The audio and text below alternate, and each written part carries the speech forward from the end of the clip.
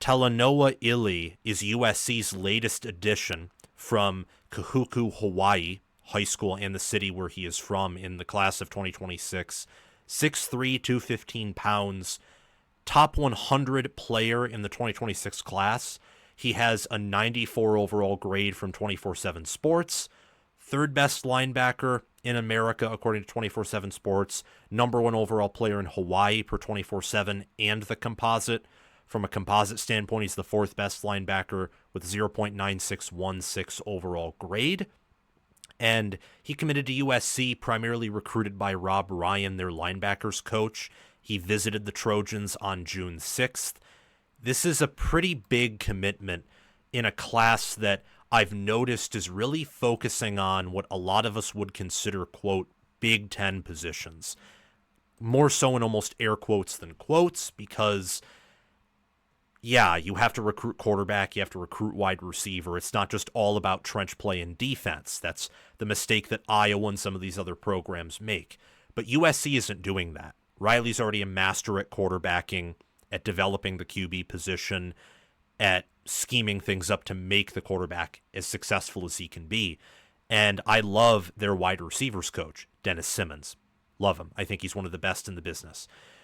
You look at what this class has right now. Their best players are an offensive tackle and tight end. Third best player is Talanoa Ili, linebacker. Fourth best is a defensive lineman, same with the fifth and sixth best. Seventh best is a running back. Eighth best is a corner. Ninth wide receiver. 10th corner. The vast majority of their top 10 players are on defense. And if you want to include the O-line there, or just look at O-line and D-line, I think around half of their top 10 players are in the trenches, and best overall player being an offensive tackle. I think that Lincoln Riley and Chad Bowen and Eric Henderson, head coach, general manager, defensive line coach, offensive line coach, D'Anton Lynn, the defensive coordinator, I think they all understand that for USC to take the next step, it's not just about getting another five-star QB. They already got Hassan Longstreet in the 2025 class. It's not about getting even more good wide receivers. Remember, Zachariah Branch, 5-star. Deuce Robinson, 5-star. Mekhi Lemon, 5-star. Two of them are gone. Lemon, I think, is going to be one of the best wide receivers in America.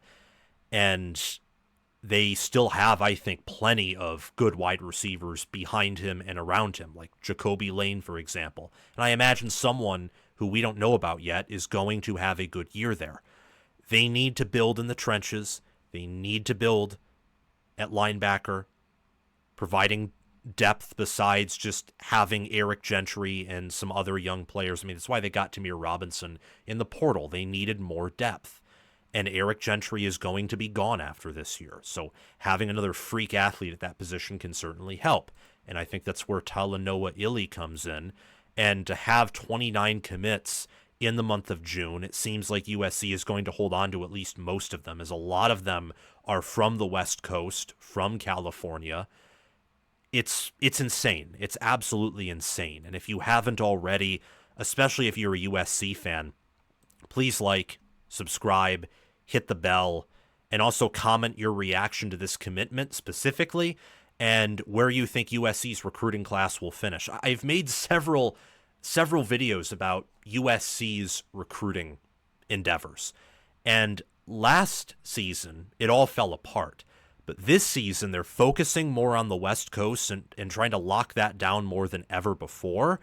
And based on what I've heard about their NIL and their deals, I think they finally have the proper alignment to where they can keep some high-end players from decommitting. I think there's a lot of buy-in with USC, a lot of faith. I will go as far to say that while I think Lincoln Riley's under vast competitive pressure, and I don't think his seat is as cold as ice cream like Ryan Day's or Kirby Smart's or Dan Lanning's or Steve Sarkisian's, I don't quite think he's necessarily on the hot seat either. I don't think USC has to win 9, 10, 11 games for him to keep his job. I don't. I think that what they're doing on the recruiting trail, what they did last year with the vast improvements on defense, and even with that schedule where they had to travel all across America and where they had some bad losses. They also had some impressive performances and clearly were, I think, the most physical team that Riley's ever produced. Riley's made changes. The staff has made changes. They're recruiting at a high level. I love most of the staff in a developmental sense, and that's why I can imagine Talanoa Ili and many of these other players. And if I'm not saying his name wrong, my apologies. That's why I think a lot of these players are going to USC. And no, I don't think, for example, that Akinyi Pepe, 5-star offensive tackle who was a top 10 player nationally for 24/7 Sports, I don't think he would go to USC under the previous regime. If it was this time last season, no, I don't think he would go there. I don't think Mark Bowman would go to USC. I think he would go to Texas, Georgia, maybe would have went to Oregon. Ili, I can imagine he would have more than likely considered, maybe still considered USC, but maybe Oregon as well. And yet here we are, and USC is doing a better job, especially of locking down the state of California, but they may finish out recruiting better at a national level. Before we end off this segment here, just a little bit more about Ili. 6'3", 215 pounds. We already talked about that. Greg Biggins, in his recruiting evaluation, his scout report, says that he made a move from Southern California to Hawaii. 3-year starter at Orange Lutheran, one of the state's top programs, and was arguably the best all-around linebacker in the state, regardless of class as a junior. Very versatile, physical, and has a frame to play inside, athletic enough to play in cover and space outside, and offers a pass rush ability. So he's a pretty versatile Swiss Army knife. Big hitter who loves contact. Still is pretty lean, but has the frame to easily add good weight and should play close to 240 or so pounds at the next level. With his all-around skill set, along with his toughness and competitive level, Ili has a great chance to be a multi-year starter in college as well, and an early impact player. Also started in track, was scheduled to visit Oregon.